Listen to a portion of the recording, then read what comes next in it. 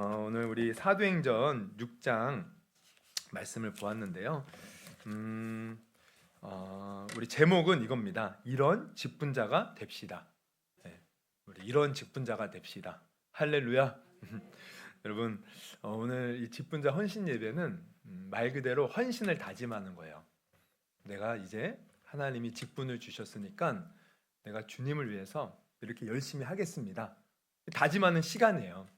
그래서 여러분 정말 오늘 그 다짐이 이루어질 수 있기를 주님의 이름으로 축원합니다.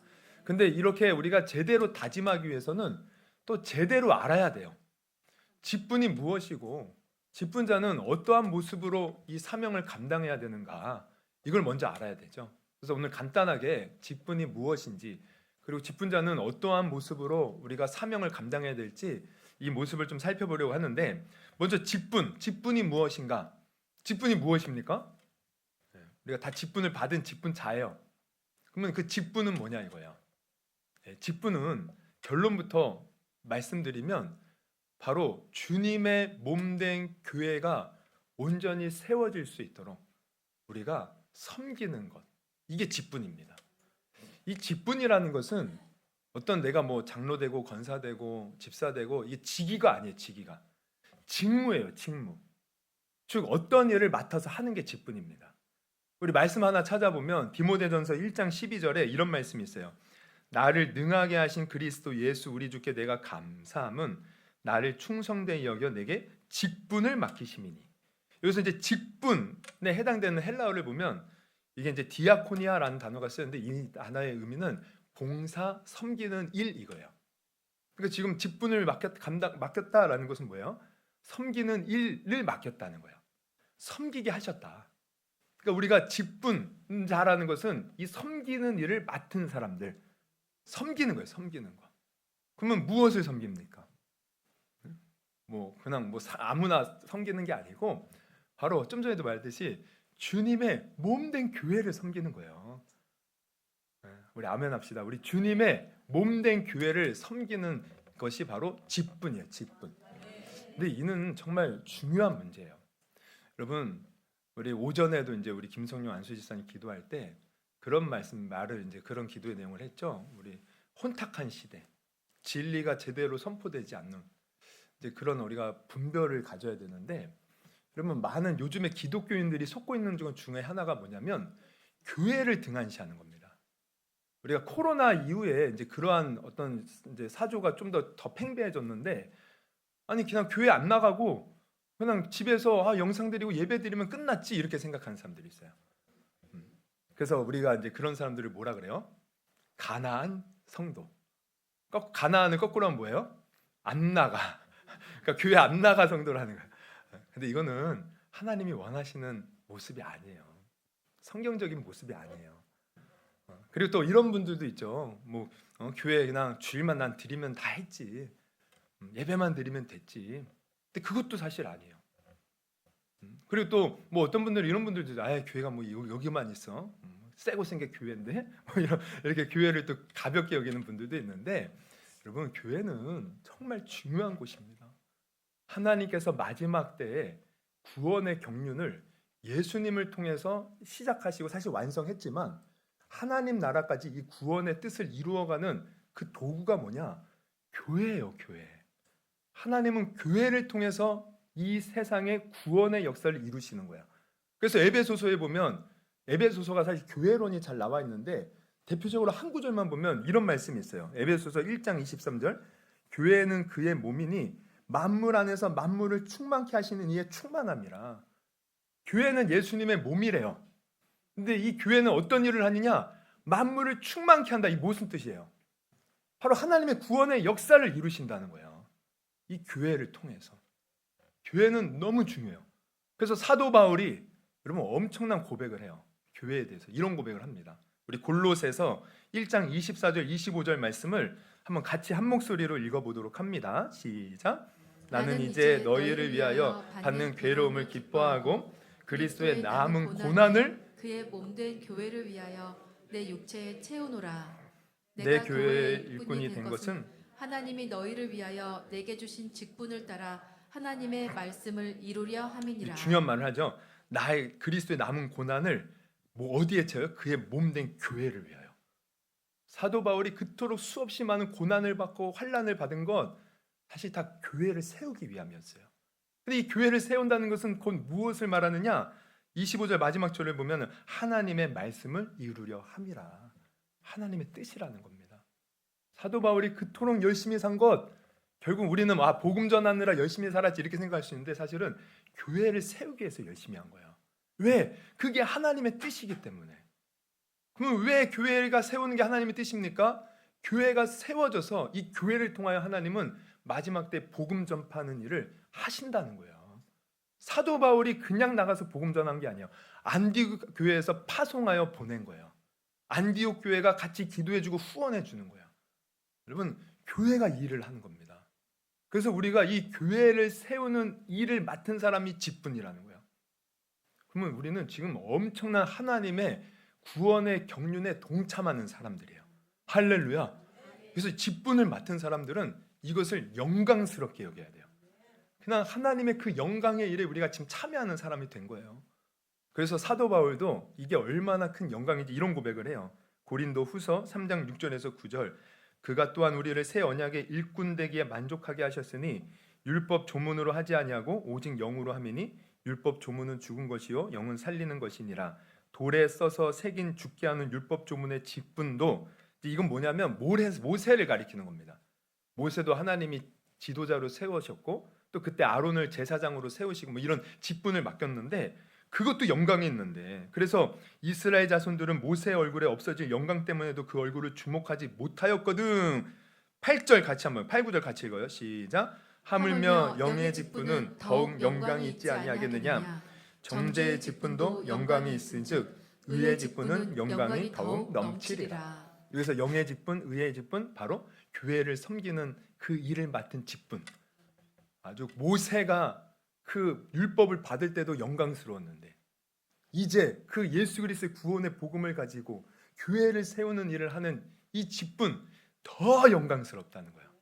이 말은 우리가 하나님 나라 갔을 때 그렇게 주님의 몸된 교회를 위해서 직분을 한 사람들 영광 가운데 우리를 맞이해 주시는 거예요. 상급과 면류관이 있는 거예요. 하나님은 그 사람에게 주목하고 그 사람에게 놀라운 일들을 이루시는 겁니다. 여러분, 우리 지금 이 직분을 맡았고 또 앞으로 여기 보니까 지금은 뭐 특별히 직분을 안 맡아도 또 귀하게 앞으로 직분을 맡고 쓰임 받을 많은 분들이 계시는데, 여러분 이 직분을 맡은 것 영광스러운 일임을 여러분 오늘 분명히 깨닫기를 주님의 이름으로 축원합니다. 지금 영광에 동참한 하나님의, 그러면 내가 하나님의 이 영광스러운 일에 동참했다면 우리는 어떻게 해야 돼요? 열심을 다해야죠. 최선을 다해. 영광스러운 일이니까. 여러분, 제가 재밌는 얘기 해드리면, 우리 이번에 트럼프가 이제 미국에서 대통령이 되었잖아요. 근데 이 트럼프가 대통령 이제 선거 운동을 할 때 그 지지했던 그 기업가가 있어요, 한 명. 누군지 아시죠? 이제 뭐 세계에선 어떨지 모르겠지만 미국 내에서 부자 1위입니다. 아마 재산이 한 4천억 불 정도 되는데 우리나라 돈으로 따지면 한 400조예요, 400조. 우리는 한 1억만 있어도 좋겠네. 400조. 1조만 있어도 어마어마하거든요. 사실 1000억만 있어도 어마어마하잖아요. 1000억도 아니고 1조도 아니고 10조도 아니고 100조도 아니고 400조. 이거 뭐 상상을 초월해. 하여튼 부자예요. 근데 이 트럼프 지지해가지고 트럼프가 되니까 아주 그냥 더 유명해졌어요. 근데 일론 머스크인데, 일론 머스크라는 사람이 이제 그런 얘기를 했어요. 일주일에 우리는 100시간을 일해야 된다. 여러분, 우리 지금 일주일에 한 몇 시간 일하는지 아세요? 요즘에 평균? 우리가 9시간, 하루에 9시간 계산해서 5일 했다고 해봐요. 그러면 45시간을 일한 거예요. 근데 일론 머스크는 100시간을 일해. 100시간. 얼마나 그 일벌레인지 몰라요. 일을 열심히 하는 거예요. 그래서 어떤 인터뷰에서 이런 이제 인터뷰를 했다는 겁니다. 사람들이 이야기하더군요. 내가 일론 머스크만큼 돈을 벌었으면 해변에 앉아 맥주나 마시면서 석양을 바라보고 있을 텐데 하고 말이죠. 그 말들에 대해서 어떻게 생각하십니까? 일론 머스크가 이 얘기를 듣고 자기는 만약에 일 안 하고 그냥 먹고 마시고 논다면 지루하고 따분해서 살 수가 없다는 거예요. 자기는 단순히 돈 벌기 위해서 사는 게 아니고 자기는 꿈이 있다는 거예요. 이 사람의 꿈이 뭔지 아세요? 그 사람의 꿈은 이겁니다. 2029년까지 인류가 화성에 갈 수 있도록 하는 것이고 2050년에는 화성에 100만 명을 이주시키는 게 이 사람의 꿈이에요. 이걸 위해서 열심히 일하는 거예요. 그러니까 이게 뭘 말해요? 자기가 가치 있게 여기는 것, 이걸 알고 가치 있는 일에 최선을 다하는 거예요. 자기는 이게 최고라고 생각하는 거죠. 그러면 하물며 우리는 여러분 영원한 생명을 얻었어요. 정말 가치 있는 것이 무엇인지 아는 자예요. 우리는 이 땅에서 그냥 썩어 없어질 것을 위해서 사는 사람이 아니라 영원한 하나님의 나라를 위하여 쓰임받는 그런 귀한 존재들 아닙니까? 그럼 세상 사람들은 썩어 없어질 이 세상 것을 위해서도 이렇게 열심히 하는데, 여러분 우리는 정말 주님의 일을 위해서, 주님의 나라를 위해서 더 열심히 섬겨야 돼요. 그 섬기는 사람을 통해서 하나님 일하시는 겁니다. 할렐루야. 그러니까 이렇게 열심히 일해야 돼. 근데 우리가 무조건 열심히 한다고 되는 것은 아니에요. 사실 이 직분을 감당하기 위해서는 물론 열심히 해야 되지만 또 하나 직분자로서의 어떤 모습들을 갖추고 있어야 돼요. 이런 모습들 없이 무조건 열심히 한다? 그러면 때로는 그 열심이 교회를 파괴시킬 수 있어요. 그 열심이 하나님의 뜻에 벗어나서 오히려 안 좋게 끝날 수도 있어요. 그래서 우리는 바른 마음을 가지고 바른 태도와 자세를 가지고 열심을 내야 되는데, 그럼 그 바른 태도의 모습이 어떤 모습인가 봤더니 오늘 본문에 나오는 거예요. 오늘 본문을 보면 여러분 이제 사도들이 와 복음을 전하면서 교회가 커졌어요. 이 사도들이 그런데 자기네들이 감당할 수 이제 없게 된 거예요. 이 사도들도 사실 어떻게 보면은 최초의 직분자라고 할 수 있죠. 예수님이 직접 세운, 예수님과 함께했던 자들. 근데 이제 이 사람들이 자기네들이 이제 열심히 복음을 전하지만 교회가 세워져 나가는 데는 자기네들만 있어서는 안 돼. 더 일손이 필요한 거예요. 그래서 이제 일꾼을 뽑는. 그러니까 어떻게 보면은 이 사도들은 예수님에 의해서 세워졌다면 이제 교회가 이제 시작되고 이제 사람에 의해서 하나님께 기도하면서 이제 세운 최초의 사람들이 오늘 이제 나오는 거예요. 최초의 직분자들이. 우리는 일곱 집사라고 부르죠. 그럼 일곱 집사들이 어떻게 세워져요? 이제 교회에 이제 일손이 부족한 거예요. 사도들이 말씀 전하고 복음 전하고 기도하고 하는데 어떤 일이 벌어져요? 교회에 이제 사람들이 많아져요. 근데 옛날에는 이게 이제 구제가 사실 옛날 교회에는 큰 어떤 역할이에요. 왜냐하면 지금처럼 이게 먹을 것이 풍족하지 않습니다. 그 시대는 항상 굶주렸어요. 그래서 당시에는 하루 2끼 먹는 것이 일상이었어요. 근데 가난한 사람들은 이것마저 못 먹는 거예요. 그러니까 교회에서 하는 일, 가장 큰 일 중에 하나는 그런 굶는 사람들을 도와주는 거예요. 특히 과부와 고아들. 근데 이제 교회 안에는 이제 이런 부류가 있어요. 이 유대 땅에서 자라서 그 유대인들의 어떤 문화를 받고 문화의 이제 영향을 받고 자란, 이제 여기서 성경을 보면 히브리파 유대인들, 이 사람들은 이 땅에 이제 이스라엘 땅에 자라서 그 나라의 문화권에 산 거예요. 그런데 또 한편으로는 그 바벨론 포로 이후에 유대인들이 뿔뿔이 흩어졌잖아요. 디아스포라. 그래서 다른 해외에서 사는 사람들. 그래서 당시의 문화인 헬라 문화권에 살던 사람들. 근데 유대인이에요. 근데 이런 사람들이 지금 같이 있었던 거야. 근데 문제는 당연히 본토에서 자란 사람들이 그래도 세력이 클 거 아닙니까? 그러다 보니 이 히브리파 유대인들이 헬라파 유대인들을 좀 무시하면서 그들을 구제하는 일에 조금 이렇게 약간 차별을 둔 겁니다. 그러니까 헬라파 유대인들의 과부들이 이런 거 차별을 받았다고 와 이제 아우성인 거예요.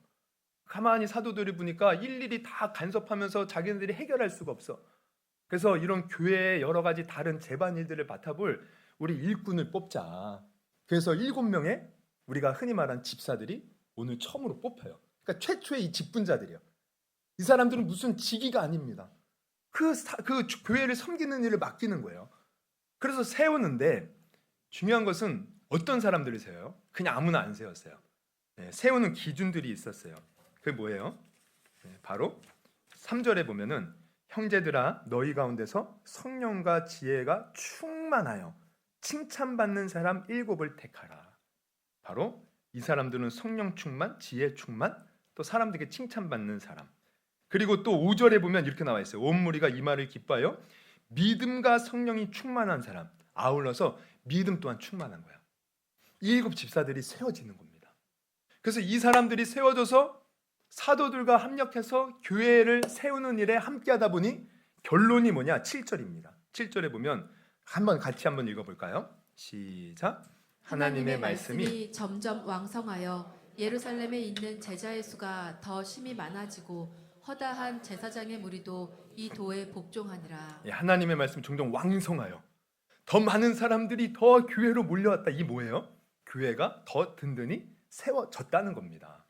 그러니까 직분자들이 세워져서 교회가 더 이렇게 든든하게 세워져 가요. 근데 이 직분자들이 아무나 이렇게 된 게 아니고 성령 충만, 지혜 충만, 믿음 충만, 또한 사람들에게 칭찬받는 사람. 그러면 이것을 통해서 우리는 뭘 깨달아야 됩니까? 우리 직분자들, 오늘날 우리 직분자들도 바로 이러한 모습으로 살아가야 돼요. 성령 충만, 할렐루야. 지혜 충만, 또 믿음으로 충만, 그리고 또 사람들에게 칭찬받는 삶의 모습, 이것을 갖춘 사람. 물론 우리가 처음에 뽑을 때 처음부터 이런 사람을 뽑으면 좋겠죠. 근데 사실 처음부터 이런 사람도 없고요. 또 이렇게 된다고 해도 사람이 또 때로는 그 상황에 따라 그 감정에 따라 또 변화되기도 해요. 그래서 우리는 이런 사람을 지금 눈앞에 이런 사람 뽑기보다 우리가 늘 내가 이러한 직분자가 되어야겠다 마음을 가져야 돼요. 여러분 이 자리에 오늘 모인 직분을 맡으신 모든 분들, 여러분 내가 늘 성령 충만하리라. 여러분 이렇게 기도할 수 있기를 바랍니다. 내가 지혜 충만하리라, 믿음 충만하리라, 또 내가 사람들에게 칭찬받는 사람 되리라. 그러면은 성령 충만은 뭐고 지혜 충만은 뭐고 믿음 충만은 뭡니까? 우리 의미를 간단히 살펴보면 성령 충만하다는 것은 뭐예요? 성령 충만. 여러분 우리가 흔히 성령 충만하면, 제가 뭐 성령에 대해서 설교할 때도 많이 들었지만 막 갑자기 기도하는데 막 100만 볼트 전기가 흘러서 막 지지직거리고 막 갑자기 환상을 보고, 어떤 사람 입신하는 사람들도 있어요. 입신해갖고 내가 천국에 가서 막 주님 만나고 막 뭐 방언이 터지고 막 내가 뭐 알지 못한 저 사람의 마음을 보니까 막 마음이 훤히 다 보이고 이거 이제 성령 충만으로 우리가 생각할 때가 많이 있어요. 근데 성령 충만, 진짜 성령 충만은 뭐냐면, 물론 그런 것도 나타날 수 있어요. 근데 그게 본질은 아니에요. 성령 충만의 본질은 뭐냐면 성령으로 지배받는 겁니다. 내가 하나님의 영으로 지배받아요. 그럼 지배받으면 어떻게 돼요? 그 성령에 이끌려 사는 거예요. 여러분 이게 성령 충만입니다. 예수님이 침례 요한에게 이제 침례를 받고 요단강에서 올라오실 때 성령이 비둘기같이 예수님 위에 임하셨어요. 우리 볼까요? 마태복음 3장 16절, 예수께서 침례를 받으시고 곧 물에서 올라오실 때 하늘이 열리고 하나님의 성령이 비둘기같이 내려 자기 위에 임하심을 보시더니, 이 말이 곧 뭐냐면 예수님이 성령으로 이제 사역을 시작하기 전에 사실 먼저 성령 충만 받았다는 겁니다. 그리고 나서 예수님이 무슨 일이 이제 벌어져요? 예수님이 그때부터 성령에 이끌리는 삶을 사는 거예요. 그래서 4장에 넘어가면 4장 1절에 이렇게 나와 있습니다. 4장 1절 같이 한번 읽어볼게요. 시작. 그때 예수께서 성령에게 이끌리어 마귀에게 심을 받으러 광야로 가사 2절 40일을 밤낮으로 금식하는 후에 줄이신지라. 네, 광야에 가서 40일 금식한 게 지금 누구에게 이끌려? 성령에게 이끌려. 예수님은 이때부터 성령에게 이끌려 자신의 뜻이 아니라 성령의 뜻대로, 하나님의 뜻대로 사는 삶을 사셨다는 거야. 그러니까 우리가 성령 충만 받는다는 것은 바로 이겁니다. 내가 하나님께 완전히 굴복당해서 하나님 뜻대로 사는 사람이에요.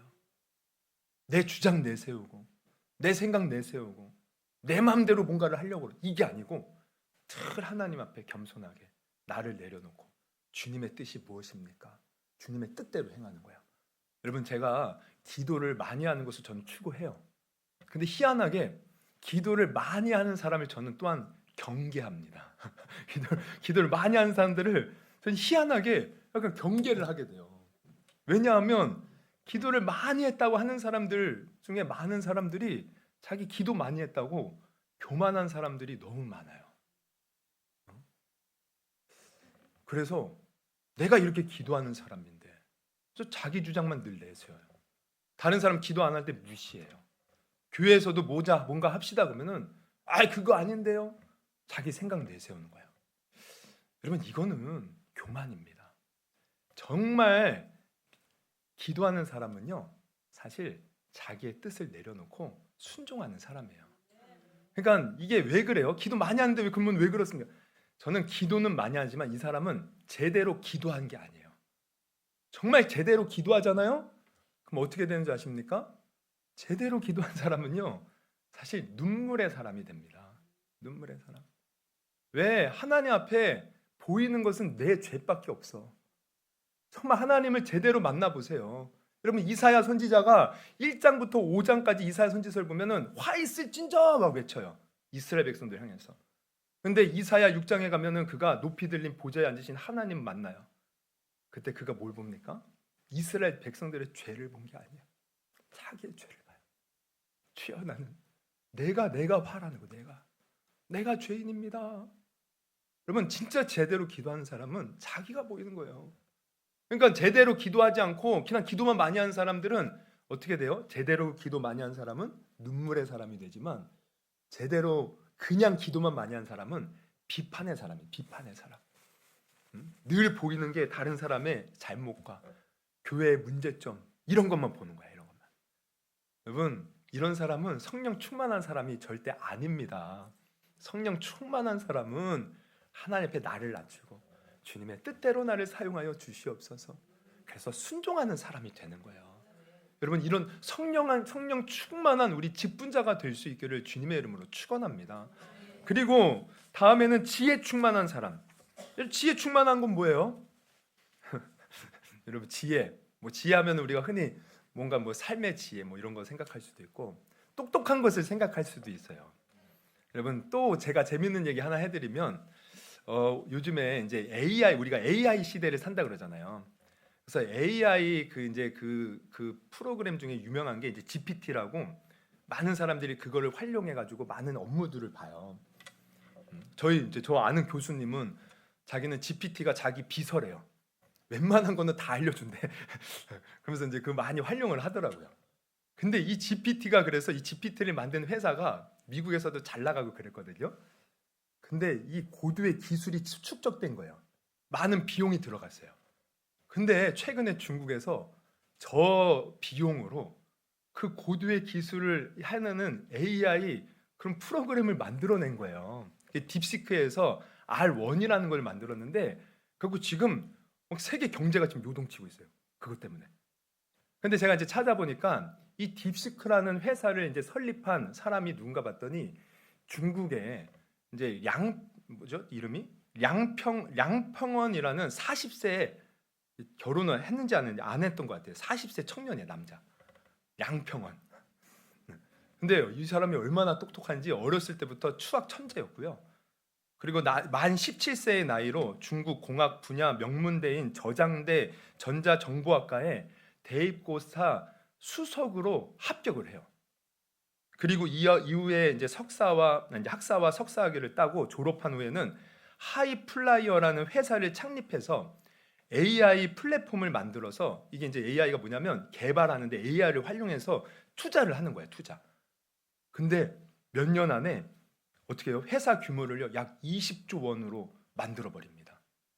그러다가 2023년에 딥시크를 이제 창업해서 18개월 만에 올해 초에 R1이라는 프로그램 만든 거예요. 이게 완전히 지금 세계 경제를 강타하고 있어요. 그러니까 이 양펑의 사람이 얼마나 지혜롭고 똑똑한 천재. 웬만한 사람들 막 모아놔도 이 사람 감당할 수가 없는 거예요. 여러분, 세상에는요 이렇게 사실 지금까지 애플을 만든 스티븐 잡스나 빌 게이츠 이런 사람들도 다 어떻게 보면 천재죠. 그러니까 세상에 보면은 이렇게 지혜롭고 천재 많아요. 그러면은 지금 하나님이 지금 성경에서 말하는 지혜에도 이런 똑똑한 어떤 지혜로 충만해야 되느냐? 그건 아닙니다. 안심하십시오. 그렇게 똑똑하라는 거 아니에요. 그러면은 우리가 지혜로 충만하다는 것은 뭘 말해요? 이것은 쉽게 생각하면 하나님의 마음을 가진 사람을 말해요. 여러분, 제가 예전에도 설교한 적이 있는데, 솔로몬이 어떻게 해요? 뭘 받아요? 하나님께 1000번째 제사를 드리고 지혜를 받잖아요. 그 지혜를 받은 다음에 바로 이어지는 사건이 있어요. 그 사건은 이 솔로몬이 받은 지혜가 어떤 지혜인지를 보여주는 사건이야. 그 사건이 뭐냐면 바로 솔로몬이 창기의 문제를 재판하는 겁니다. 쉽게 간단히 말씀드리면 창기 2명이 있었어요. 근데 같은 집에서 사는 거야. 그리고 같은 시기에 아기를 낳았어요. 아기를. 근데 한 창기가요. 그만 밤에 자다가 깔아 뭉개서 그 아이를 죽게 만든 겁니다. 여러분, 어떻게 엄마가 자다가 그 아기를 깔아 뭉개서 죽게 만들까? 이거 벌써 제정신이 아닌 거야. 아마 술 이빠이 취해가지고 아마 대충 막 자다가 어떻게 죽인 것 같아. 근데 더 마음이 악한 게 뭐냐면 자기 죽은 아이를 아침에 깨어서 보니까 죽어 있잖아요. 저 옆에 있는 다른 창기의 그 아기와 바꿔치기를 한 거예요. 그리고 살아있는 아기가 자기 거라고. 아니 살아있는 진짜 아기의 엄마 그 창기는 눈 떠보니까 죽은 아이가 죽었는데 자기 아이가 아닌 거예요. 이거 못 알아보겠습니까? 이거 저 아기가 내 아기인데. 그래서 이제 둘이 막 내 아기다 우기는데 사람들은 이거를 판가름을 못 해요. 뭐 지금처럼 뭐 CCTV가 있는 것도 아니고 뭐 유전자 무슨 뭐 할 수 있는 것도 아니고. 그래서 와 이거를 사람들이 해결 못 하니까 솔로몬 왕에까지 왔어요. 근데 여기서 이제 우리가 생각해 볼 것은 여러분 왕이에요, 왕. 여러분 우리가 이제 모세도요 보면은 모세가 이제 사람 이렇게 그 장인 이드로가 찾아왔을 때 모세가 너무 바쁜 거예요. 왜 바쁜가 봤더니 맨날 앉아가지고 백성들이 무슨 문제 있으면 모세가 다 해결해 주느라 바빠. 그랬더니 이드로가 알려주죠. 그러지 말고 백부장, 천부장을 세워서 작은 일들은 그 사람들에게 맡기고 너는 큰 일만 맡아라. 그래가지고 이제 이스라엘 조직이 짜져요. 그러면은 왕이에요, 왕. 지금 왕은 나라의 대소사를 맡기도 바빠요. 그리고 뭔가 문제가 있어도 귀족들이나 높은 사람들이나 이렇게 맡아서 해주지. 지금 창기가 찾아왔어요. 창기는 이게 지금 제가 그래서 그 원어를 보니까 진짜 당시의 창녀들을 말해요. 그럼 지금 시대도 사실 창녀들 하면 사회에서 좀 이렇게 밑에 있는 사람들 아닙니까? 물론 이제 차별은 없지만 당시에는 그 차별이 더 심했단 말이에요. 그런데도 솔로몬 왕이 그 재판을 회피하지 않아요. 받아줘요. 뭘 말합니까? 아무리 비천한 사람도 귀하게 하나님의 마음으로 귀하게 여겼다는 거야. 이게 하나님이 주신 지혜예요. 그러니까 지금 오늘날에도 지혜 마찬가지입니다. 여러분 우리가 가질 지혜는요 세상의 사람처럼 똑똑하라는 게 아닙니다. 하나님의 마음을 가지고 한 영혼을 천하보다 귀하게 여길 수 있는 마음이 하나님이 주시는 지혜예요. 네, 우리 아멘 하십시오. 여러분 우리가 정말 야고보도 그러죠. 너희들 차별하지 말라고. 교회에 차별이 있어. 뭐 부자들 오면은 와 상석에 앉아서 여기 앉으라고. 가난한 사람들 오면은 야 그냥 바닥에 앉아. 야고보가 이걸 보고 미치겠는 이게 뭐냐 지금. 우리가 예수 안에서 다 존귀한 자인데 어떻게 차별하냐고 뭐라고 해요. 여러분 왜 그래요? 지혜가 없어서 그래요. 진짜 하나님의 지혜를 가진 자는 우리가 외모로 사람 평가하지 않습니다. 모든 사람이 다 존귀한 거예요. 우리가 세상에서 비천하게 보이는 사람도 하나님의 눈으로 보면 다 존귀한 거예요. 귀한 거예요. 그러니까 우리 직분자는 이 지혜를 가지고 다른 성도들을 바라볼 때 어떻게 봐야 돼요? 귀하게 봐야 돼요. 귀하게. 아유 저 귀하게 보는 게 뭔지 모르겠어요. 자식에게 하듯하면 돼요. 여러분 자식 얼마나 챙깁니까? 누가 그러대요? 이거 해도 이해네. 며느리와 딸이 같이 있는데 시어머니가 어떻게 해요? 딸은 쉬게 만들고 며느리는 죽도록 일을 시켜. 여러분 자식에게 하듯 하면 돼요. 자식에게.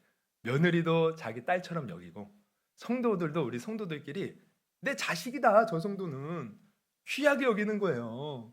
그러면 우리가 귀하게 여기면 어떻게 됩니까? 말 한마디를 해도 우리가 조심하게 살 수밖에 없어요. 그 사람이 어떤 마음을 갖고 있는지 그 사람을 위하는 마음이 막 넘쳐나는 거야. 여러분 이게 지혜입니다. 그래서 솔로몬이 이 귀하게 여기는 마음을 가지고 이제 판결을 내려요. 이제 여자가 와서 여자 상기가 이 살아있는 아이가 내 아기예요 막 우기니까 사람들은 도무지 어떻게 해결할 방법을 모르겠는 거야. 그때 솔로몬이 말합니다. 여봐라 칼을 가져와라. 칼을 가져왔어요. 이제 그 칼로 저 아기를 두 조각으로 나눠라. 그랬더니 어떤 일이 벌어집니까? 그 죽은 아기의 엄마 그 창기 제정신이 아니었죠. 막 이러는 거예요. 내 아기도 어차피 죽은 거 아니에요. 그래 차라리 그냥 죽게 만들어 주세요. 근데 살아있는 아기의 엄마는 어떨 것 같아요? 이 아이가 지금 반으로 쪼개면 죽잖아요. 살아있는 아기의 엄마 진짜 엄마는 죽으면 안 돼요. 왕이시여 죽이지 마시고 차라리 저 여인에게 그 아기를 주세요. 왜? 아기를 사랑하는 마음, 그 마음이 불붙는 거예요. 솔로몬은 이것을 알았던 거예요. 아, 지금 이 상황에서 진짜 아이의 엄마는 얼마나 애가 탈까? 그 심리를 꿰뚫어 보고 그 판결을 내린 거예요. 그럼 이건 뭘 보여줍니까? 솔로몬, 하나님이 주신 솔로몬에게 있는 지혜는요, 사람의 마음을 헤아리는 지혜예요. 헤아리는 지혜. 저 사람이 어떤 마음을 품을까? 저 사람이 지금 어떤 생각을 하고 있을까? 깊이 헤아리면서 그 사람을 진정으로 도와줄 수 있는 것. 여러분, 저는 우리 직분자들이 이 지혜를 가졌으면 좋겠어요. 내 말 한마디에, 내 행동 하나에 저 사람이 상처받으면 안 되겠지? 저 사람이 정말 지금 요즘에 뭘 힘들어하는데 어떤 마음일까? 깊이 우리가 배려하면서 살펴보면서 정말 내가 뭔가를 하나라도 도와주고자 하는 그 자식을 사랑하는 마음으로 그렇게 섬기는 마음. 여러분, 저는 이러한 지혜로 충만한 우리 직분자들이 될 수 있기를 주님의 이름으로 축원합니다. 그리고 또 어떤 믿음으로 충만해야 돼요. 세 번째는 믿음으로 충만. 믿음 충만은 뭐예요? 네. 여러분, 믿음이라는 것은 단순히 우리가 하나님 살아계시어 믿는 거 아니에요. 야고보가 이런 말을 합니다. 야고보서 2장 19절 같이 읽습니다. 시작. 내가 하나님은 한 분이신 줄을 믿느냐 잘하는도다. 귀신들도 믿고 떠느니라. 여러분, 하나님이 한 분이신 줄 아느냐? 이거 믿는 것은요, 귀신도 믿는 믿음이에요. 이게 믿음이 아니에요. 우리 성경이 말하는 믿음은 단순히 하나님 살아계셔요. 창조도 하나님이셔요. 이게 믿음이 아니고, 제가 오전에도 설교했죠. 믿는 것은 내가 정말 하나님을 믿는다면 그 말씀대로 순종하는 겁니다. 그 말씀대로 행하는 거예요.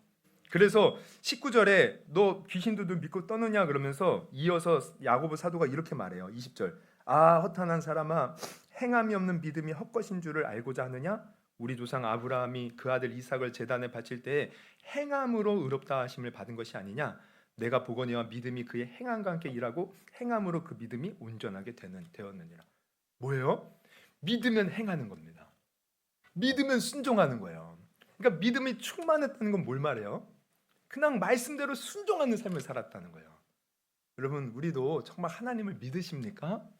그러면 그 말씀대로 그저 순종하며 살 수 있기를 주님의 이름으로 축원합니다. 그리고 제가 믿음에 대해서 오전에 많이 충분히 설교했다고 봐요. 요셉도 하나님을 믿으니까 그 노예가 되었어도 불만불평하지 않는 거예요. 그 상황 속에서도 감사하며 자기의 삶을 최선을 다하는 거예요.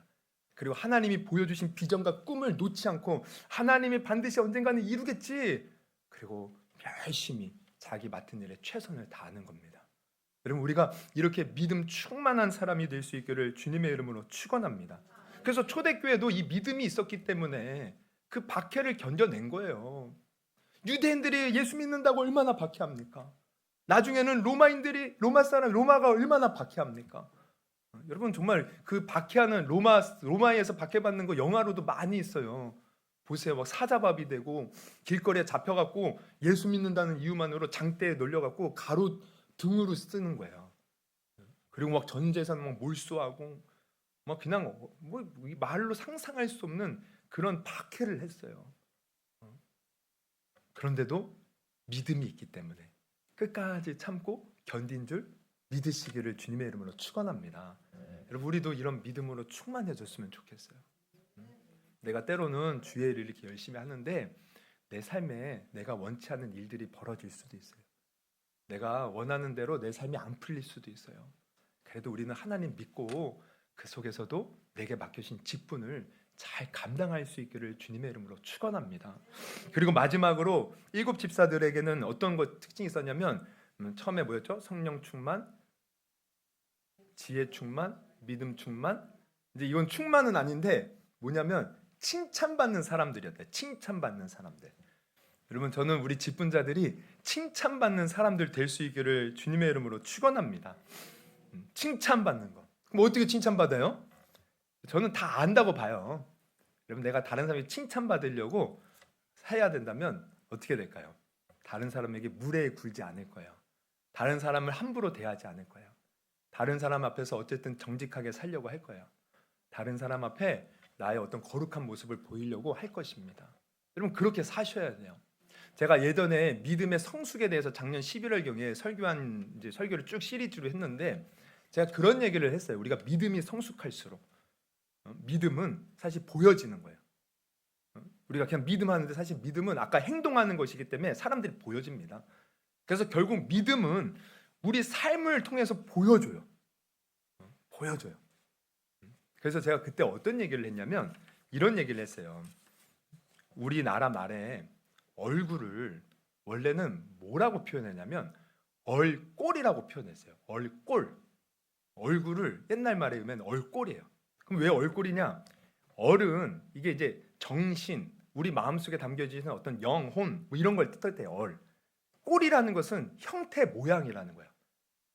그러니까 얼꼴, 우리 얼굴을 얼꼴이라고 하는 것은 얼굴은 우리 마음이 담겨져 보여지는 형태라는 거예요. 그래서 그 사람의 얼굴을 보면 아, 이 사람이 심술보고 욕심쟁이고 거짓말쟁이지 아예 보인다는 거죠.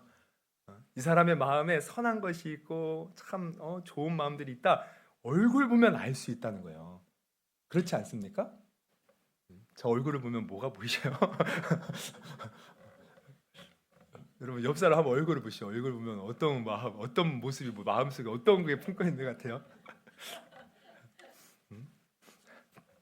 그래서 링컨은요 그런 말을 했어요. 40이 되면 자기 얼굴에 책임을 져야 된다. 이 말은 자기 인생의 책임지라는 겁니다. 그러니까 우리가 칭찬받는 사람이 된다는 것도 좀 그런 거예요. 내 삶이 다른 사람이 보고 있다는 것을 알고 내가 다른 사람에게 칭찬받도록 최선을 다해서 바르게, 정직하게, 올바르게 살아야 된다는 거예요. 그러니까 우리 직분자들 정말 우리는 아까도 말했죠. 영광스러운 직책 맡은 거예요. 나는 지금 하나님의 대리인이에요. 그럼 우리는 하나님의 영광을 드러내는 거룩한 성품을 지닌 자가 되어야 돼요. 그래서 사실 믿음이 성숙할수록 그 사람은 어떻게 되는지 아십니까? 변은 익을수록 고개를 숙인다는 말이 있어요. 우리가 믿음이 성숙할수록 그 사람의 모습 속에는 겸손함이 보이고 온유함이 보여요. 희락과 사랑과 어떤 그런 모습들, 즉 성령의 열매가 나타나는 거예요. 여러분 정말 우리는 믿음이 성숙한 직분자가 되어서 다른 사람들에게도 칭찬받는 직분자가 되기를 원합니다. 그래서 여러분 아까도 봤지만 이러한 사람들, 지금 성령 충만, 지혜 충만, 믿음 충만, 칭찬받는 사람들 7집사를 세웠더니 하나님의 말씀이 왕성하여 막 제자들이 막 늘어나고 또한 제사장도 그 도에 복종하더라. 하나님의 그 교회가 아주 그냥 성장하고 부흥하고 놀라운 구원의 역사가 이루어지는 거예요. 여러분 우리 교회의 부흥은 우리 직분자들에게 달렸습니다. 우리 교회뿐만 아니라 이 한국 교회 여러분 우리가 한탄만 할 필요가 없어요. 한탄만 해서는 안 돼요. 아까도 말했죠. 진짜 기도 많이 하는 사람은 자기를 본다고 자기를. 그러면 한국 교회가 이렇게 문제가 많다 말만 하는 사람 많습니다. 그러나 정말 무릎을 꿇고 하나님 이게 내 죄입니다. 불의를 용서하옵소서. 그러면 이렇게 기도한 사람은 사실 없다는 거예요. 여러분 그러나 오늘 우리 직분자들이 그러한 사람이 될 수 있기를 주님의 이름으로 축원합니다. 정말 나를 볼 줄 알아야 돼요. 기도 많이 하는 사람 제대로 많이 해서 나를 보고 회개하며 하나님 앞에 설 때 하나님은 그 사람을 통해서 일하십니다. 할렐루야. 그래서 우리 직분자들 그렇게 하나님께 귀하게 다 쓰임받고 또 하나님의 영광 나라에서도 영광받고 또 그의 나라와 의를 위하여 사는 사람 하나님이 분명히 좋은 곳으로 채워주셔요. 걱정하지 마시고 우리 하나님께서 맡겨주신 이 섬기는 일 잘 감당하여 하나님의 영광 위에 쓰임받는 우리 모두가 되기를 주님의 이름으로 축원합니다. 할렐루야. 우리 한번 시간이 좀 많이 지났지만 그럼에도 불구하고 우리 한번 기도했으면 좋겠어요. 우리 다짐의 시간인 만큼 한번 여러분 다짐해 봅시다. 오늘 말씀 우리 성령 충만, 지혜 충만, 믿음 충만, 칭찬받는 사람. 여러분 나는 그거 지금 말씀 들어보니 나는 그렇게 못 사네. 좌절하라고 말씀드린 게 아니에요. 저도 이대로 정확하게 살지는 못해요. 근데 하나님이 지금 말씀 주시는 것은 앞으로 그렇게 살라는 거예요. 우리가 그렇게 살지 못해도 이게 기준이구나. 그래서 그렇게 벗어나면 벗어날수록 우리는 어떻게 해야 돼요? 더 겸손하게 하나님 나를 붙들어 달라고 나를 사용해 달라고 우리는 더 주님을 의지해야 되는 거예요. 하나님, 내가 이제 올해 이렇게 직분을 맡았사오니 정말 이 교회를 내가 귀하게 여기고 정말 이 주사랑 교회 하나님이 오게 하셔서 몸담게 하셨으니 내가 이 주님의 몸된 교회를 위해서 맡겨진 일에 최선을 다하고 충성을 다하겠습니다. 주님, 나를 사용하여 주시고 또 내가 이 일을 하기에 감당할 수 있도록 성령 충만, 지혜 충만, 믿음 충만, 또 다른 사람에게 칭찬받을 수 있도록 얼굴에 책임을 지는 사람 되게 하여 주시옵소서. 우리 주여, 우리 3번 크게 부르시고 우리 간단하게 우리 기도하겠습니다.